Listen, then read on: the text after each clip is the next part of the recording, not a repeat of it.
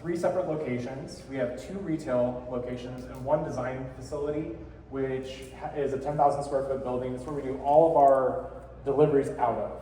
So we have to really focus on how we handle our product and how we can actually, make money.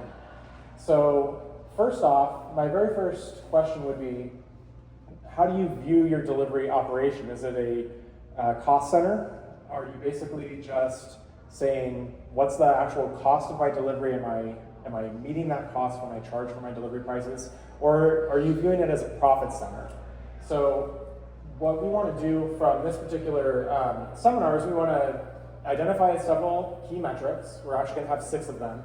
We're going to have different systems we'll review for efficiency. So we're going to look and find what things we can do that are very simple that will really save us a lot of time as we're arranging all of our deliveries. How we should think about maximizing our profit, and more importantly, generally, how should we develop our formula to maximize that profit? And then lastly, where can we identify key issues where we should really pay attention to try to plug some of those leaks where our profits start to fade? All right. So I will argue that your delivery driver might be the most important employee that you have in your company, because they are the last person to actually handle the arrangement and to hand it off to the consumer.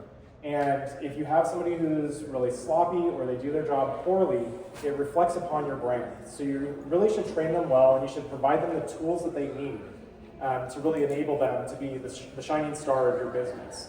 So that means you probably want them to be in some sort of uniform. You also probably want them to handle the arrangements in a very specific way. They need to read the card of who it's going to, and when they knock on the door, they need to have a script that they're repeating every single time. And it should be based upon the occasion.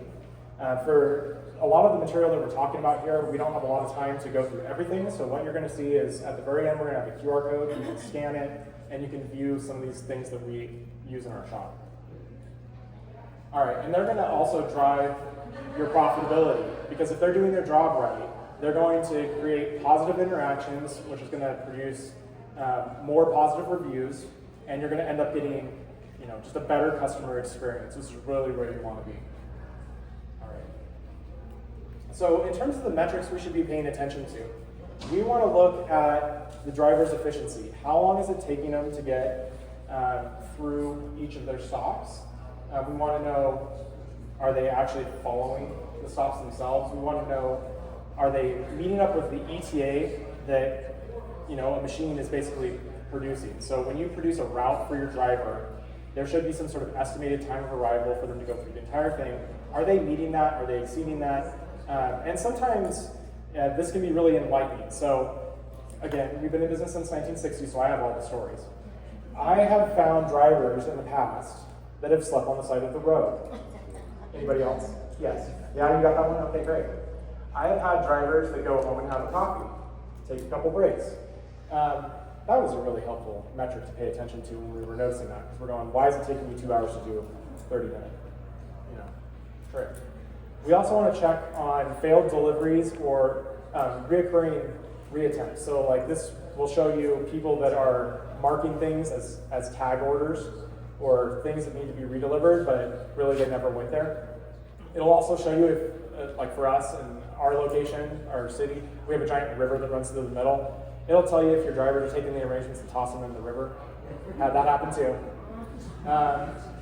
And then also we want to check on customer reviews. So we want to see when our customers are saying, hey, your employee was really quite good. We want to make sure that we're tracking that and that we're rewarding those employees that are doing that.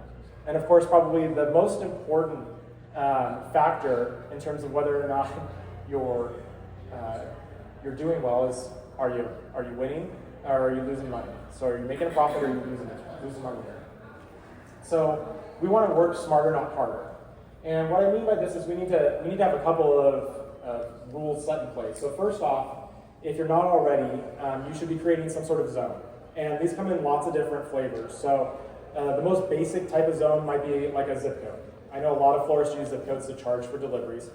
We don't have that ability in our location because the way Reno is set up, it's really long, narrow zip codes. So if we were to charge a specific price for that zip code, the far end of that zip code would lose us money every single day of the week.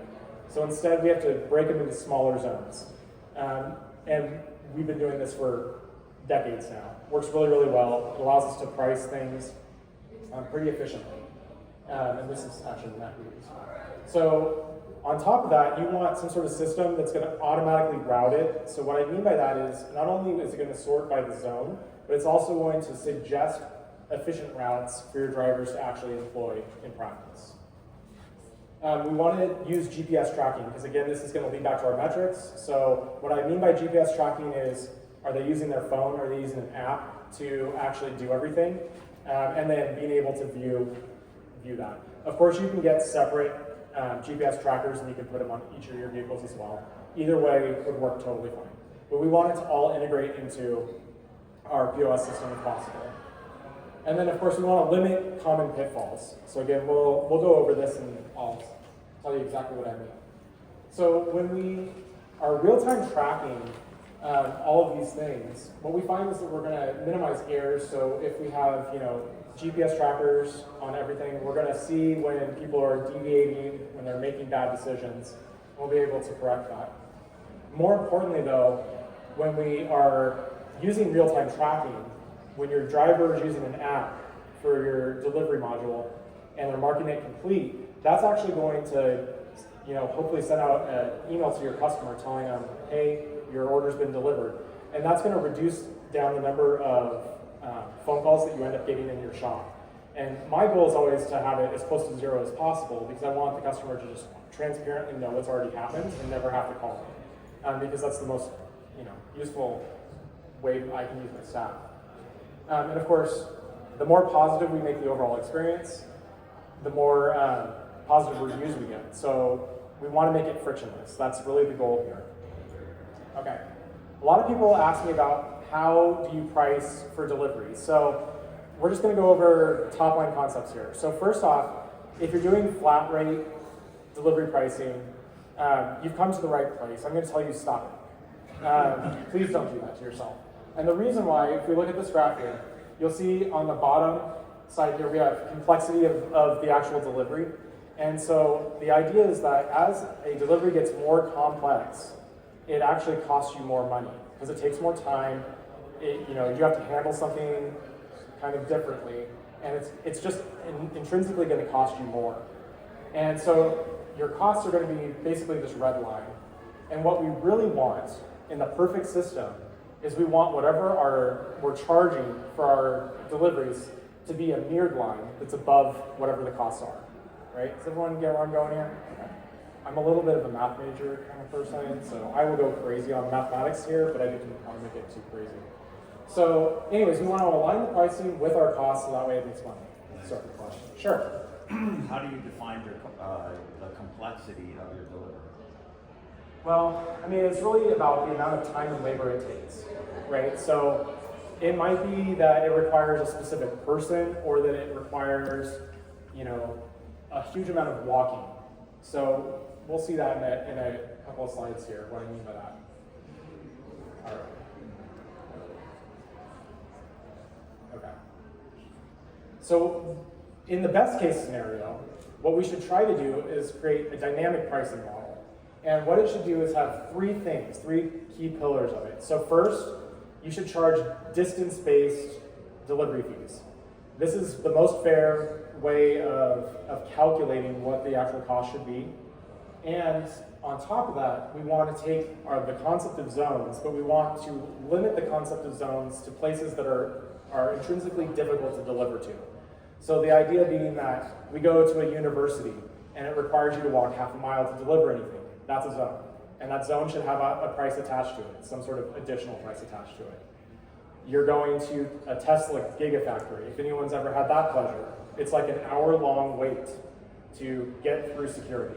And they check your vehicle, and they check the flowers, and then the person has to come to you. It's a very long process, at least an hour. So in that case, that's a separate zone. And then on top of that, we want to have service fees. And what I mean by this is Is it a rush delivery? Is it a specific time delivery? Is it, something that intrinsically makes it a little bit more difficult on you? And we should charge, again, another add-on fee for that. And again, it's because each of these separate pieces have separate costs associated to them that allows us to do this. All right. And I think I've kind of gone over this, but the idea here is that when we're using a dynamic system, it's really easy for a consumer to understand. And what I mean by that is that you're not offering a price, like for example, in the zone scenario here, it's not necessarily easy for a customer to understand because if your zones are large enough, the person at the far side of the zone gets a great deal, but the person really close to you in the zone gets a really poor deal. And on top of that, what we notice is that whenever you buy something from Amazon or when you buy something from FedEx, they have all these really random rate numbers. It's not like $26 even.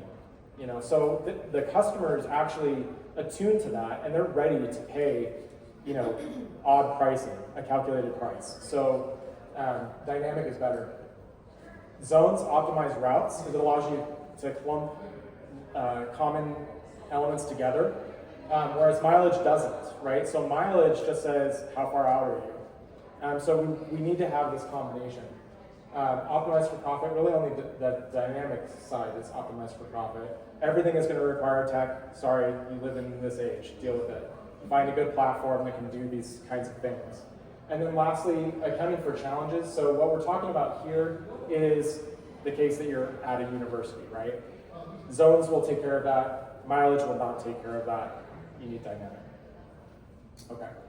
So where do our profits actually leak from? So we have three major categories. So they either happen prior to the actual delivery, in which case what we're seeing is that things aren't being loaded, in an efficient manner. They're loading the incorrect items. They might be loading wrong add-on items or swapping items. Things like this, everyone's like, breach, I've seen that before, yes. So we need to have some sort of system that takes care of that. When we're on the road, we also see subsequent problems, right? The GPS led us to the wrong spot. Oftentimes, it's like we're going to a new neighborhood, it hasn't fully updated into Google, so we need to have some sort of system to recognize that and kind of pay attention to it. If there's access barriers, what I mean by that is there a gate code that allows me to get in? Is there a certain secret handshake you have to do to get through the front door? Repeat delivery attempts. How do we handle this? We go the first time, and then, are we going to hit it up on our way back, or are we going to bring it all the way back to the shop and then take it back out? We want to figure out how we're going to handle that in an efficient manner. And then lastly, unauthorized detours, one of my all-time favorites. And then, of course, a perennial problem that can lead to us losing in our profits is our temporary drivers. If we don't handle them properly, they're not going to always make the best decisions because they're temporary. How would they know? So we need to identify that. All right. So when we're looking at all the pre-departure organization things, there's really 4 things we can do. So number 1, I always number everything. So if you have multiple elements on an order, it always gets labeled somehow. So that way the driver knows how many pieces are supposed to go on the order. Number 2, we want to go ahead and group everything by zone. So orders that are going to the same area of town all sit together. Number 3, we want to go ahead and check it off somehow. So that might mean that after we make our route, if you're using everything digital, there should be a way on your digital app to go ahead and check it off. If you're still using paper, that's fine too, but make sure you're checking it off as you're loading it onto the car. And the last one is we need to go ahead and add all of the designs or all the orders into the vehicle in a first in, last out method. So FILO method. That means that we literally load the route backwards into the van. And that ensures that we pull at the very first stop, we're taking out the arrangement we actually need instead of having to climb over to get everything. So that'll reduce your amount of time at each stop. Okay. So when we number everything, so this is literally what we do. We'll write 1 of 2, 2 of 2. Okay? That way you know. Okay. When we're grouping and zoning, we love carts. We learned a long time ago that we had this giant facility, and it was a pain in the butt to touch and move and walk across the building a million times. Like the number of steps I get in a day is silly. So what we do is we put everything onto carts, and then we actually label the floors. So that's where we can tell where all the zones are. We'll just add all the arrangements on top of the cart, and it allows us to easily move it in and out of the cooler during a busy holiday. So number 3, check it off. So again, this is exactly the same sort of thing you would see from our delivery app. You're literally just checking all of the items as you're loading them in on your phone. And then again, does your sure. delivery app come with your POS? Or It does. Okay. And what do you use? So we're using Got Flowers. So Got Flowers, when you're using their product, you can use only their POS or their website or both. We find it very valuable to have all of our data located in one spot. So everything is not transposed ever. Everything lives under one house. Okay, so you can see here first in, last out. So we're loading the thing that's going to be the very last delivery, the furthest in the van, and then we work our way forward. All right, so when we're on the road, we want to make sure we inquire early. We want to make sure all of our staff, all of our sales staff, is really where this starts, needs to ask the right questions. They need to get the right phone numbers. They need to double check all that info. I know it's like a silly, stupid thing, but it's so true. When you get it wrong, it takes forever for the driver to figure it out. Number 2, we want a system that will verify the address. So not only does your sales staff need to identify the address, but it's really handy if you can start keying in the person's address and it automatically searches Google and sees if it's a real address. Because then you know it's been verified. It's a real place that you can deliver to. So it eliminates a huge problem. And a lot of times what I find is that I'll have customers that will call and say, no, grandma lives at 123 South Street. And I'm going, there's no such thing as 123 South Street. Google's saying that. And, oh, South Street, I meant Southwest Street, and then, okay, now we can find it. Of course, you always get the guy on Valentine's Day, oh, well, she works at the 7-Eleven. It's down here at this place. Yeah, so if you have a system that can verify that address, it makes life way simpler. We want to scout the route. So if you're with your driver, you need to teach them how to literally look at their route and make sure it makes sense. If there's things that they need to find additional information, they should be asking in the shop. A great example of this. You have a delivery that's going to a hospital. I never go to a hospital unless I've called and confirmed with the hospital the room number of that patient. And on top of that, if the person's in ICU, you can't deliver flowers, at least not in our neck of the woods. So what's more important is that you know that up front so you're not expending the time going out on the road. All right, and then we want live visibility. We want to see where our drivers are, what they're doing, all the time. And we want that for multiple reasons, right? If you're managing the delivery department, you want to know, hey, when is this person going to be back in the office? If you're the salesperson that's getting the phone call from the worried customer, you want to be able to say, yeah, I can see their route. They only have one more stop. They'll probably be to you in about 30 minutes.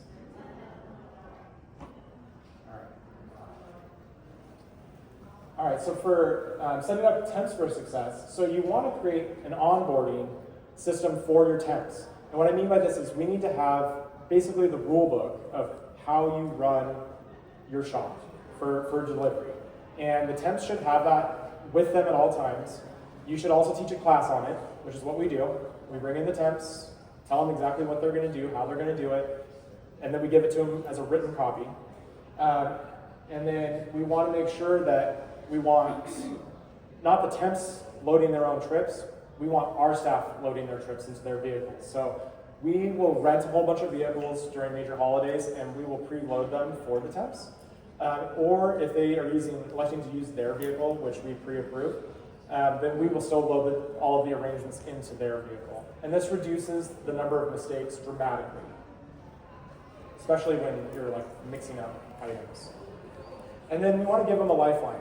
We have a separate dedicated phone number that's for all of the drivers on a major holiday. It's not accessible by any sort of consumer or customer, so it's only for helping the temp drivers. And that also really helps them because they don't get frustrated with you and they're willing to come back and deliver more because it's an easy process if there's a problem. And then of course we want to reward rock stars. So people that do a really good job, we want to reward them. And so oftentimes what we do is we offer a bonus if you stay the entire day during a holiday. And on top of that, I also will oftentimes give them a flower arrangement, which I know that sounds silly, but if you give somebody a dozen roses or a really unique design that they get to take home after a long Valentine's Day, it goes a long way. So I would recommend that highly. So okay, so we've gone over all of these different things. So really the question is, what are the next steps? So the next steps you can practically take in your shop would be to first calculate your costs. And what I really mean by that is you need to calculate your costs by mile. And so that means you need to take all of your vehicle costs, everything you can basically think of, and figure out what it costs to actually operate a vehicle on the road, including gas costs, all of that. We want to figure out the cost per mile. And then on top of that, we want to figure out what our labor cost is. I like to do it separately because then I can kind of look at everything and have key metrics on each of those separate pieces of the business. But we want to calculate those true costs because that's what's going to help us develop what our pricing should be. Next, we want to systemize the operation. So you want to maybe take a couple of these things home, even if they're very simple, and try to implement them and iterate off of them. Because I know that we have a very specific, kind of circumstance for where we are, and it might not match what you're doing. But there's definitely something that you can do here to make your life a little bit simpler. And of course, you want to test the market. So I know for many people, they'll tell me their base delivery rate is $10, let's say. My base delivery rate is $21. My market will support $21. And the question is, how did we get to there? We didn't just pull that out of our hat. We had to figure out what the costs were, and then we had to slowly test it over time. So you need to do that as well if you're not already doing that. And then of course we want consistent feedback. So we're going to actually ask people, hey, how does this work? Does it make sense to you, both our consumers and our staff? And some of the things that I find really helpful, like I was mentioning, for what we do, we load all of our arrangements, as I mentioned, onto carts. All of the carts, underneath them on the floor, we literally write a zone on the floor, so that way we can easily sort during a holiday. And on the top of the cart will be anything that's priority time. Anything on the bottom of the cart is anytime delivery, or a lower time delivery. And so we'll fill out that entire cart, and once it's full, we'll know that a trip can be made from it. From there, we actually will go back with an app we have on our phone, and we scan these QR codes that are on the actual order. So this comes out for every order. This is the actual enclosure card, and we'll scan them using the app, and that automatically will route it in our system. And this is what we would do on a major holiday. We'll pre-route everything. On an everyday basis, the system that we use actually pre-routes everything for us. So it makes smart decisions and efficient decisions before my staff enters the door. And then from there, they can go ahead and tinker with the routes as needed. So that's kind of the general system that we use.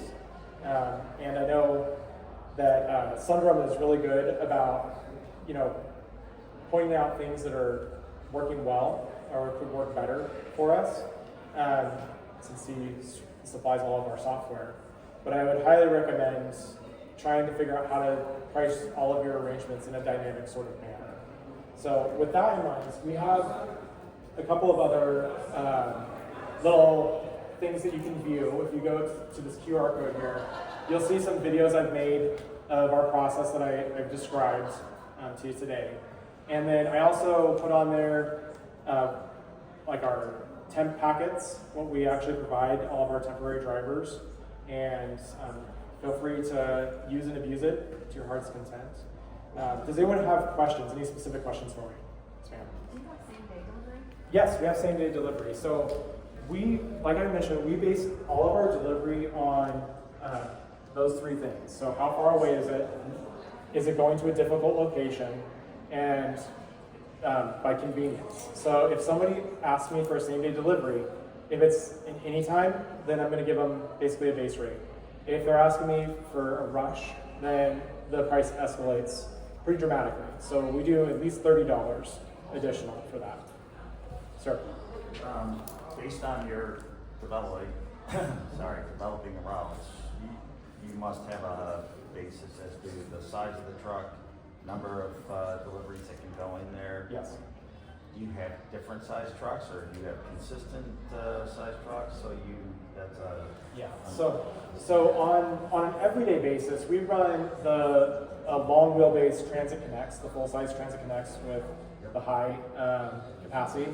We have 4 of those that we run, and then we have 2 smaller Transit Connects, the shorter ones. And what we do is we'll typically load them with as many as probably about 12 deliveries in each of those is ideal. Sometimes we'll do more, like on a holiday, I'll try to fit 20 if I can. And then when we're renting vehicles, we try to find things that are really close to the other Transit Connects because they work quite well for what we do. Anybody else have more questions on that? I'm sorry, tell me again what system you said you use, what software? Yeah, we're using Got Flowers. So I would highly recommend if you want to see the actual back end and how it works, you should visit Sunroom and actually watch a demonstration of it because it's really slick. But essentially, everything is drag and drop. So you can either use the map and physically drag it into a route using your mouse. You can scan it with your phone, like I just showed you, go up to the order, beep, beep, beep, beep, beep. Or you can have the system pre-sort everything into the zones, and then you can move them to create custom routes at that point. So it's pretty slick. Sorry. I have another question. You have a very similar model to what we have, 2 retail locations and a design center. Do you find that if your 2 retail locations are, say, far apart, 30 minutes apart or anything, that, as you said, to go and rate or look at your costs based on length, complexity, all that kind of stuff, but that our situation is our one store is far out, but the consumer assumes that it's coming out of there. Yeah. So you need to still maintain a reasonable delivery charge for that. Sure. You can't go basically on mileage, let's say. Do you find that to be a challenge, or? So we kind of have a little bit more of a unique situation. Our stores are within 10 minutes of one another. They're really quite close. And the design center lives in between our 2 retail locations. So for us, and for anybody that didn't hear that question, the question was, is it really difficult to have pricing for delivery when you have stores that are far apart when you're still doing the delivery in a centralized location? The answer is, yeah, it is kind of difficult because the consumer always thinks that it's coming from the closest store. And there is some explanation that you have to provide to the customer, but I will say that when you have things that are being priced in odd numbers, that they don't argue nearly as much because it's like, oh, it's a calculated field.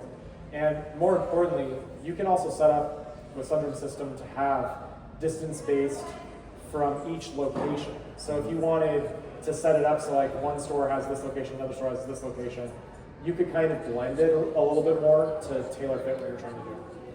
Let me ask you a question. Sure. You said like the time deliveries and whatever. Do your sales staff, do they just automatically add that to the delivery charge that's populated? Or does the system do that for you? Like when you type in like 11 a.m. delivery or something?